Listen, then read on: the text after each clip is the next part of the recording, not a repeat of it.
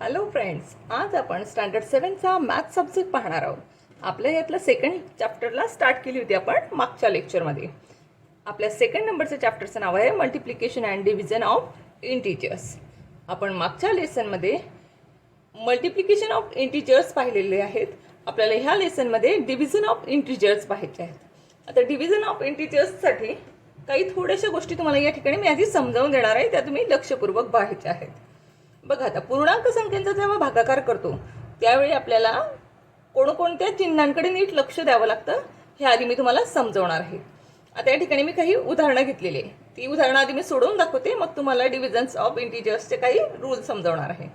या ठिकाणी मी first example घेतले 4 डिवायडेड बाय 2. आता 4ला डिवाइड करायचं आहे 2ने. मग 2चा टेबल म्हणणार आहोत आपण 4 पर्यंत. 2 2 4, 2 2 4. आपण नेहमी करतो त्या पद्धतीचा हा भागाकार आहे. या ठिकाणी कुठल्याही प्रकारचं वेगळं साईन नाही. यालाही प्लसचं साईन आहे, यालाही प्लसचा अध्यारोप साईन आहे की ते दिसत नाही पण ते असतं. ओके. आता सेकंड एक्झाम्पल आहे -4 डिवायडेड बाय -2. या ठिकाणी पण 4च आहे, या ठिकाणी हे 2च आहे. 4 आणि 2 दोघं ठिकाणी पहिले एक्झाम्पल सारखेच आहे. फरक मात्र एवढा दिसत आहे आपल्याला, या फर्स्ट एक्झाम्पलमध्ये दोघं ठिकाणी प्लसचं साईन होतं आणि ह्या सेकंड एक्झाम्पलमध्ये दोघं ठिकाणी आपल्याला मायनसचं साईन दिसत आहे. अशा वेळी साईनचा विचार न करता आधी डिव्हिजन करून टाकायचं आहे आपण. मग बघा, 2ने आपल्याला 4ला डिवाइड केलं तर आपला आन्सर 2च येणार आहे परत. आता दोघं ठिकाणी सेम मायनसचं साईन आहे म्हणून आन्सरला आपलं प्लसचं साईन राहणार आहे. ओके. आता बघा, थर्ड एक्झाम्पलमध्ये -4 डिवायडेड बाय 2. आता या ठिकाणी -4 तर दिलेला आहे आपल्याला, पण या ठिकाणी 2 देताना याने प्लस देऊन टाकला. वरती दोघं उदाहरणात मायनस होते. या ठिकाणी एकाला साईन मायनसचा आहे तर एकाला साईन प्लसचा आहे मित्रांनो. मग चला आता या ठिकाणी आपल्याला काय करता येईल ते आपण पाहणार आहोत. बघा, आता ह्या 4ला आपण पुन्हा 2ने डिवाइड करायचं, साईनकडे लक्ष द्यायचं नाही. तर आपण या ठिकाणी आता 4ला डिवाइड करणार आहोत 2ने. 2चा टेबल 4 पर्यंत म्हटला, 2 2 4. पण या ठिकाणी मित्रांनो एकाला प्लसचं साईन आहे, एकाला मायनसचं साईन आहे म्हणून या ठिकाणी उत्तराला मायनसचं साईन. ज्यावेळी डिव्हिजनमध्ये एकाला प्लसचं आणि एकाला मायनसचं साईन म्हणजे दोघं संख्यांची चिन्ह भिन्न असतील त्यावेळी आन्सरला आपलं मायनसचं साईन येतं. हा सेम रूल आपण मल्टिप्लिकेशनमध्येही पाहिला होता. मल्टिप्लिकेशनमध्येही एकाचा मायनस आणि एकाचं साईन प्लस असेल तर त्याच्या आन्सरलाही मायनसच साईन येत होतं. आता आपला 4 नंबरचं या ठिकाणी एक्झाम्पल आहे. या ठिकाणी आपल्याला दिलेलं आहे +2 डिवायडेड बाय -4. या ठिकाणी पुन्हा एक साईन प्लस आहे, एक साईन मायनस आहे. मग या ठिकाणी बघा मित्रांनो, 2ने आपल्याला 4लाच डिवाइड करायचं आहे. या ठिकाणी आपला आन्सर पुन्हा येणार आहे 2च येणार आहे आणि -2 येणार आहे, कारण दोघं ठिकाणी डिफरंट साईन आहेत म्हणून. आता डिव्हिजनमध्ये थोडक्यात लक्षात ठेवायचं, या ठिकाणी प्लसचं साईन होतं पहिल्या एक्झाम्पलमध्ये, दोघं ठिकाणी प्लसचं साईन होतं म्हणजे plus divided by plus is equal to आन्सरचं साईन पण प्लसच येतं मित्रांनो. सेम रूल आपला मल्टिप्लिकेशनसाठी पण होता. बघा, या ठिकाणी मायनसचं साईन आहे डिवायडेड बाय मायनस म्हणजे दोघं ठिकाणी मायनसचं साईन आहे म्हणजेच minus divided by minus is equal to प्लसचं साईन येतं मित्रांनो. दोघं संख्यांना जरी मायनसचं साईन असलं तरी डिव्हिजनमध्ये आन्सरला प्लसचं साईन येतं. आता थर्ड एक्झाम्पल, याला दिलं आहे मायनसचं साईन आणि 2ला दिलेलं आहे प्लसचं साईन म्हणजे एक साईन मायनस आणि एक साईन प्लस असेल तरीही आन्सरला आपलं मायनसचंच साईन येणार आहे, कारण भिन्न चिन्ह असणाऱ्या संख्येला डिव्हिजनमध्ये आणि मल्टिप्लिकेशनमध्ये मायनसचंच साईन येतं. या ठिकाणी फर्स्ट नंबरला प्लसचं साईन दिलं आहे आणि सेकंड नंबरला मायनसचं साईन दिलेलं आहे म्हणजे plus divided by minus is equal to मायनसच येईल मित्रांनो. म्हणजेच मागच्या याच्याप्रमाणेच मल्टिप्लिकेशनप्रमाणेच डिव्हिजनमध्ये दोघं प्लसला प्लसचं साईन, दोघं मायनसला प्लसचं साईन म्हणजे दोघं सेम साईन असेल तर आन्सरला प्लसचं साईन येतं. आणि बघा, दोघं साईन जर वेगवेगळी असतील मायनस प्लस प्लस मायनस परंतु दोघं डिफरंट आहे म्हणून आन्सरला मायनसचंच साईन येणार आहे मित्रांनो. येतंय लक्षात? बघा, तुम्हाला सेम आता मी दाखवते. या ठिकाणी काय होतं, आपलं मल्टिप्लिकेशनचं आणि डिव्हिजनची अशी आपण 2 साईन पाहिली होती मित्रांनो. आता मी तुम्हाला मल्टिप्लिकेशनला कसं करायचं आणि डिव्हिजनला कसं करायचं हे एकाच ठिकाणी मी ते तुम्हाला दोघं समजावून देणार आहे मित्रांनो. ठीक आहे, तर चला आपण वळूया आता दोघं एकाच ठिकाणी समजून घेण्यासाठी.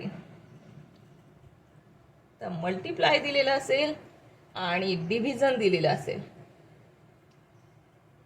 बघा मल्टिप्लाय मध्ये पण सेम होतं, plus multiply plus is equal to plus. Division मध्ये सेम येते मित्रांनो, plus divided by plus is equal to प्लसच. आता पहा minus multiply minus is equal to प्लसच. Same minus divided by minus is equal to प्लसच. दोघं ठिकाणी सेम आहे, सेम सेम चिन्ह असेल तर दोघांना प्लसचं साईन येतं आन्सरमध्ये. आता या ठिकाणी minus multiply plus is equal to minus. डिव्हिजनमध्ये पण minus divided by plus is equal to minus. Next plus multiply minus is equal to minus. Plus divided by minus is equal to minus. दोघांचे rule सारखेच आहे मित्रांनो. येतंय लक्षात? मी तुम्हाला मल्टिप्लिकेशनच्या ठिकाणी पण रूल्स लिहून दिला होता आणि या इंटिजर्समध्ये पण मी तुम्हाला आता रूल लिहून देते. तो रूल तुम्ही तुमच्या नोटबुकमध्ये नोट डाऊन करायचा आहे. हे जर एवढं पिक्चर तुमच्या, हे एवढा डायग्राम जर तुमच्या लक्षात राहिला तर तुम्हाला इंटिजर्सची डिव्हिजन आणि मल्टिप्लिकेशन करायला कुठलाही प्रॉब्लेम येणार नाही. या ठिकाणी तुम्हाला मी माझ्या सोप्या पद्धतीत लिहून देते मित्रांनो. पूर्णांक संख्येच्या भागाकारात, पूर्णांक संख्येच्या भागाकारात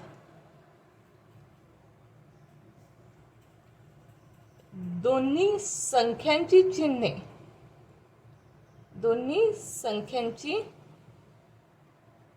चिन्हे भिन्न असतील तर येणाऱ्या उत्तराला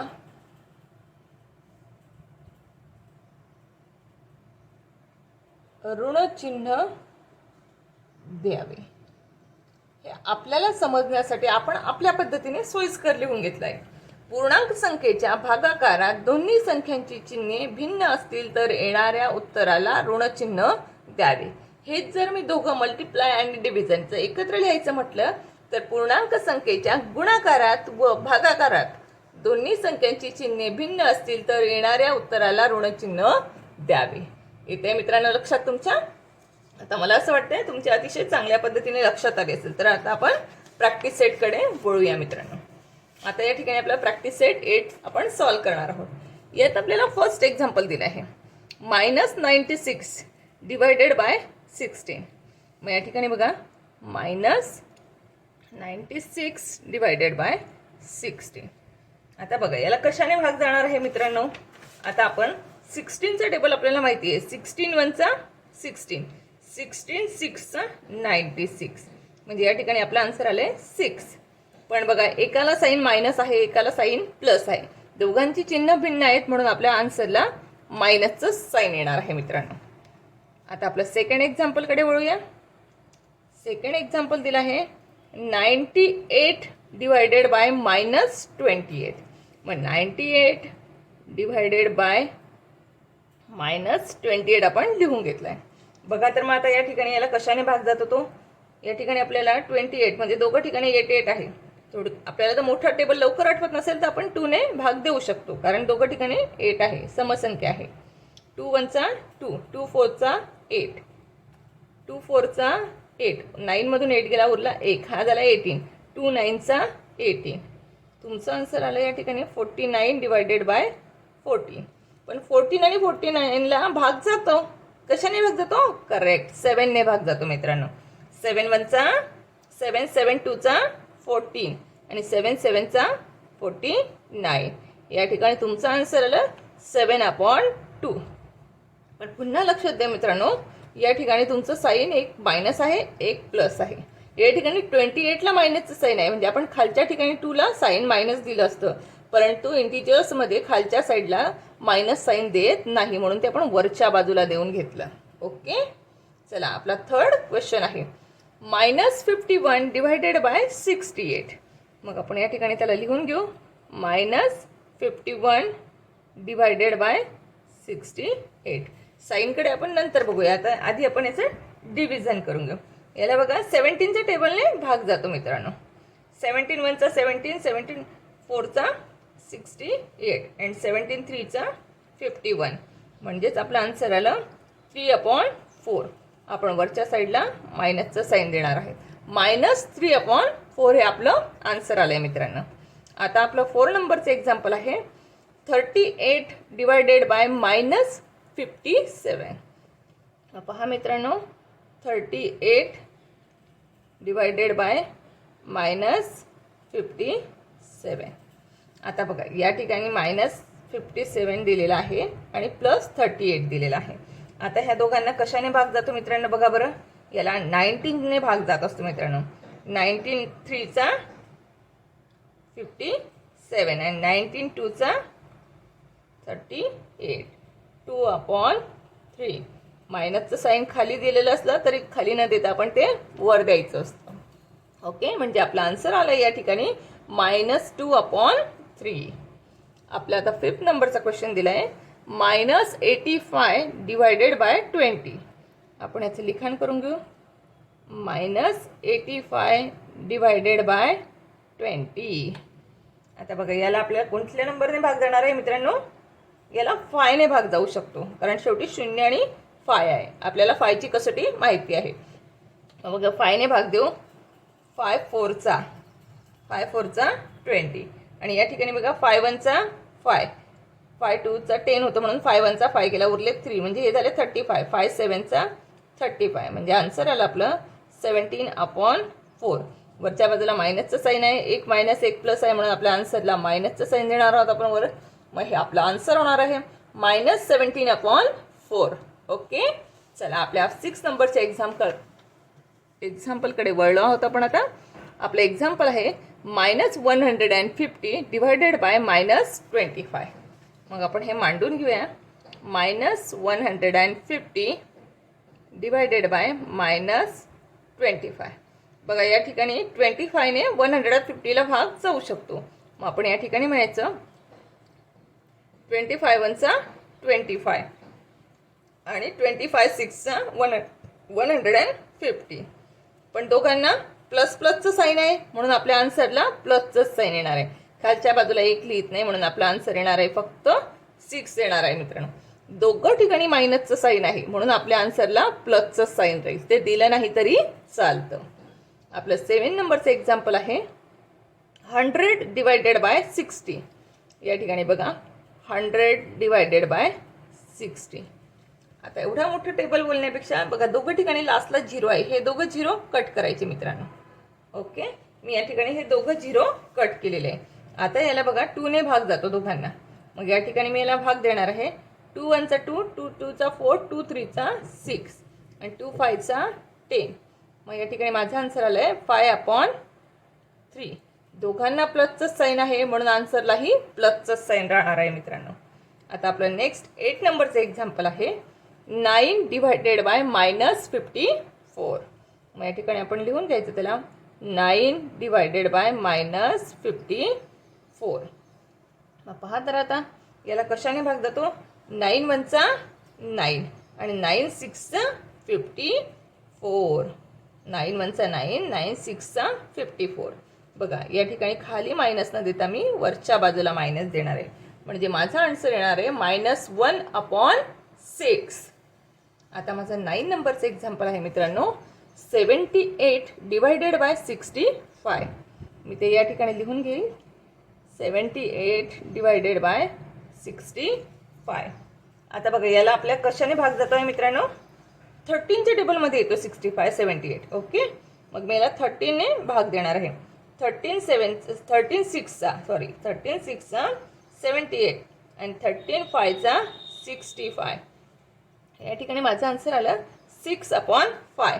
दोघांना प्लसचं साईन आहे म्हणून या ठिकाणी आन्सरलाही प्लसचं साईन येत आहे मित्रांनो. आता आपलं लास्ट नंबरचं एक्झाम्पल आहे 10 नंबरचं ह्या क्वेश्चन फर्स्टमधलं. मग मी ते -5 डिवायडेड बाय -350. या ठिकाणी दोघं मायनसचे आहेत, मग मी ते मांडून घेते मित्रांनो. -5 डिवायडेड बाय -315. दोघांना लास्टला 5 आहे म्हणून याला 5 नेच भाग जाणार आहे. 5 1 चा 5. आता 5 6 चा 30 उरला परत 1 म्हणजे हा झाला 15. 5 3 चा 15. माझा आन्सर आला 1/63. आता साईन द्यायचं म्हटलं तर दोघं ठिकाणी मायनसचं साईन आहे म्हणून आन्सरला आपलं प्लसचं साईन राहणार आहे मित्रांनो. येते लक्षात? ओके, अशा पद्धतीने आपण हा आपला क्वेश्चन फर्स्ट पूर्ण सॉल्व केलेला आहे. आपण आता क्वेश्चन सेकंडकडे वळणार आहोत. या ठिकाणी क्वेश्चन सेकंड दिला आहे, write 3 divisions of integers such that the fractional from of each will be 24/5. म्हणजेच ज्यांचं उत्तर 24/5 येईल असे पूर्णांकाचे 3 भागाकार तयार करायला सांगितले आपल्याला. आता पूर्णांकाचे 3 भागाकार असे बनवायचे आहेत की ज्यांचं उत्तर 24/5 म्हणजे 24/5 येणार आहे. आता बघा, 24/5 येण्यासाठी याच्याच पटीतल्या संख्या आपल्याला घ्याव्या लागणार आहे, बरोबर.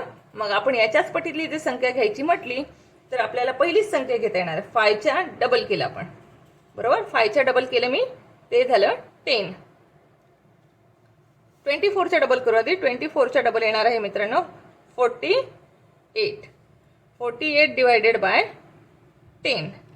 ओके, दोघांना साईन प्लस प्लसचा आहे म्हणजे आन्सर पण आपलं 24/5 येणार आहे. नंतर आपण नेक्स्ट घेऊया, याच्या आपण ट्रिपल करून टाकू. 5च्या ट्रिपल म्हणजे 5 3 चा 15 आणि 24 3 चा किती होतो मित्रांनो 72. 72 डिवायडेड बाय 50. या ठिकाणी बघा, या ठिकाणी दोघांनाही प्लसचंच साईन दिलं म्हणजे आन्सरही प्लसच येणार आहे. जर आपण साईन बदलवलं, याला मायनसचं साईन केलं आपण, तर आपल्याला यालाही मायनसचं साईन करावं लागेल. दोघं मायनस मायनस म्हणजे आन्सरला प्लसचं साईन येणार आहे. पुन्हा आपल्याला थर्ड नंबर बनवायचा आहे. मी आधी 5च्या डबल केलं, नंतर ट्रिपल केलं. मी आता 4 टाइम 5 करणार आहे. मग आधी मी 24चं 4 करते. 24 × 4 केलं तर 96 येते मित्रांनो. 96 डिवायडेड बाय 5चा 4 20. येते मित्रांनो लक्षात? यांचं आपण डिव्हिजन केलं, डिवायडेड केलं, यांचं सॉल्व केल्यानंतर यांचे आन्सर 24/5 येतील. हे तुम्ही करून पहा. ही मी या पद्धतीने 24/5 येणारी ही 3 एक्झाम्पल तयार केलेली आहे. आता आपल्याला क्वेश्चन थर्ड आहे मित्रांनो, write 3 division of integers such that the fractional from of each will be -5/7. बघा, या ठिकाणी त्याच पद्धतीचा प्रश्न दिलाय. ज्यांचं उत्तर -5/7 येईल असे पूर्णांकाचे 3 भागाकार तयार करा. या ठिकाणी आपल्याला हे उत्तर येईल असे 3 भागाकार करायचे आहेत. आपण सेम ट्रॅक जी मागच्या वेळी आपण जी ट्रिक वापरली तीच आता या ठिकाणी वापरणार आहोत. आपण 7चे डबल करू म्हणजे 5चा आधी आपण डबल करणार आहोत. तर 5चा डबल केला म्हणजे काय येतं मित्रांनो 10. मग मी या ठिकाणी म्हणणार आहे -10 डिवायडेड बाय 7च्या डबल 14. या ठिकाणी एकाला मायनस साईन आहे, एकाला प्लस साईन आहे. हे केव्हा होतं, जेव्हा एकाचं मायनस आणि एकाचं प्लस साईन असतं त्याच वेळी हे असं आपलं आन्सर येतं. म्हणून या ठिकाणी आपण एकाला मायनस साईन दिला आहे, एकाला प्लस साईन दिलं आहे. माझी तिघही उदाहरणं मला अशीच घ्यावी लागतील की ज्यात एकाचं साईन प्लस असणार आहे आणि एकाचं साईन मायनस असणार आहे. आता मी याचं डबल केलेलं आहे. आता याचं मी ट्रिपल करून घेते. 5 3 चा 15 -15 डिवायडेड 7 3 चा 21. आता अजून एक उदाहरण घ्यायचं मला. याचं मी 4 टाइम करणार आहे. आता 5चा 4 टाइम करायचं म्हटलं तर 5 4 चा 20 डिवायडेड बाय 7 4 चा 28. यावेळी मी 28ला मायनस साईन दिले मित्रांनो. येत आहे लक्षामध्ये? जे तुम्हाला उत्तर यायला हवं असेल त्याच्या डबल ट्रिपल करून तुम्ही नंबर्स घेतले तर तुम्हाला एक्झाम्पल्स मिळत असतात मित्रांनो. दोन्ही एक्झाम्पलमध्ये सेमच आपल्याला पद्धत वापरायची आहे. आता मित्रांनो आपल्याला ह्या प्रॅक्टिस सेटमधल्या लास्ट क्वेश्चनकडे वळायचं आहे. या ठिकाणी तुम्हाला लास्ट क्वेश्चन दिला आहे. The fish in the pond below carries some numbers. Choose any 4 pairs and carry out from multiplication with those numbers. Now choose 4 others pairs and carry out division with these numbers. बघा आता या ठिकाणी तुम्हाला 4 pairs करायचे आहेत. मी तुम्हाला आता या पुस्तकात दिलेले एक्झाम्पल आहे. मी तुम्हाला पुस्तकातूनच दाखवणार आहे मित्रांनो. या ठिकाणी बघा, ह्या पुस्तकात आपल्याला हा फिश पॉन्ड दिलेला आहे. हा जो फिश पॉट दिलेला आहे आपल्याला, या फिश पॉटमध्ये हे फिश आहेत आणि फिश काही नंबर्स कॅरी करत आहेत.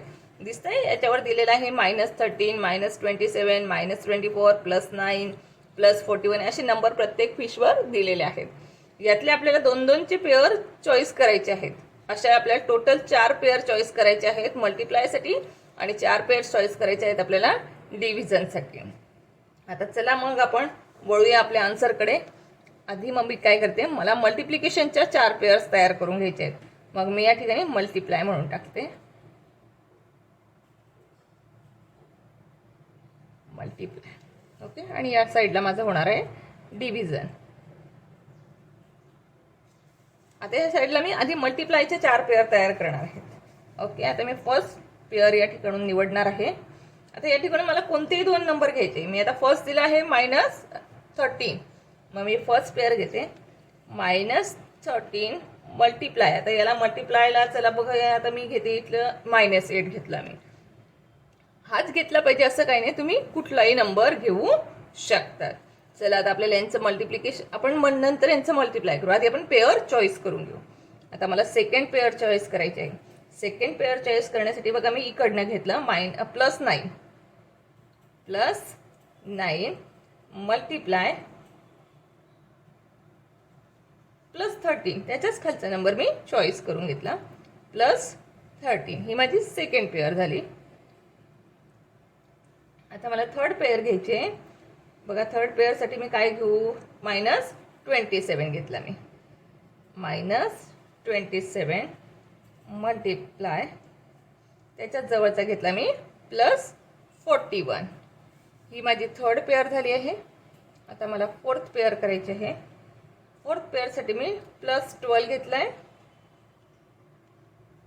आणि त्याच्या जोडीला घेतला आहे मी त्याच्याच जवळ समोरचा इकडचा -15.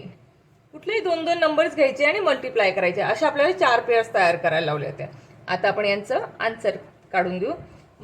आता साईनचा विचार करू नका, आधी फक्त आपण मल्टिप्लिकेशन करू. 13 × 8 = 104. दोघांना मायनस मायनसचं साईन आहे म्हणून उत्तराला प्लसचं साईन राहणार. आपलं सेकंड एक्झाम्पल होतं 9 × 13. दोघांना प्लसचं साईन आहे.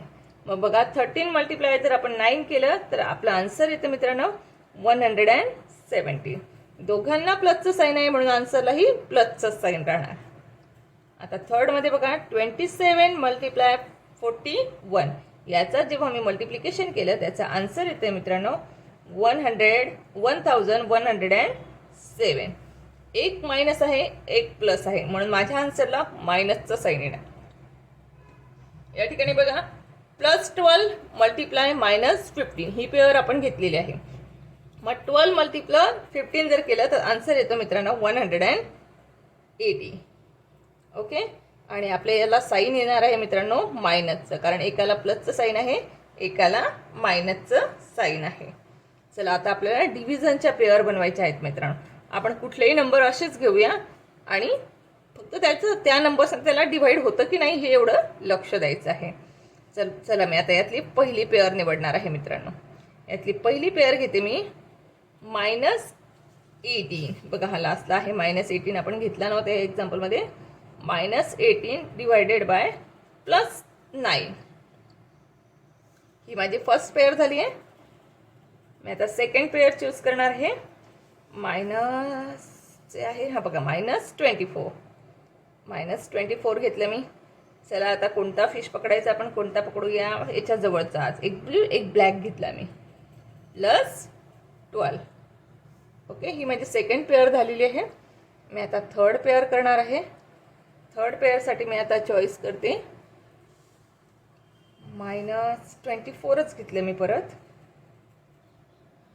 -24 याला आपण पेअर दुसरी लावूया. याला पेअर लावली मी -8.